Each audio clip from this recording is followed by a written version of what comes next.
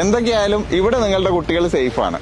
കാരണം ലോകത്ത് തന്നെ ഏറ്റവും മികച്ച വായുവും വെള്ളവും കിട്ടുമെന്ന് പറയപ്പെടുന്ന നമ്മുടെ ഫിൻലാൻഡിനേക്കാളും മികച്ച വായുവും വെള്ളവും കിട്ടുന്നു എന്ന് യുണൈറ്റഡ് നേഷൻസ് തന്നെ സർട്ടിഫൈ ചെയ്തിട്ടുള്ള ഒരു സ്പോട്ടാണ്. പിന്നെ മൾട്ടിപ്പിൾ സെക്യൂരിറ്റി ലൈൻസ് കടന്നാണ് കുട്ടികൾ ഇവിടെ എത്തുന്നത്. അവരുടെ ബാഗ് പോലും സ്ക്രീൻ ചെയ്യപ്പെടുന്നു. അതുകൊണ്ട് തന്നെ പുറത്തുനിന്ന് ആരോടൊക്കെ ബന്ധപ്പെടുന്നു, അവരുടെ കയ്യിലേക്ക് എന്തൊക്കെ വരുന്നു, ഇങ്ങനെയുള്ള യാതൊരു ടെൻഷന്റെയും ആവശ്യമില്ല. യുണൈറ്റഡ് നേഷൻസിന്റെ SDG 30 ലിസ്റ്റ് ചെയ്യപ്പെട്ടിട്ടുള്ള കേരളത്തിലെ ഒരേ ഒരു ക്യാമ്പസ് ബേസ്ഡ് സ്കൂളാണ് ഞാൻ പരിചയപ്പെടുത്തുന്നത്.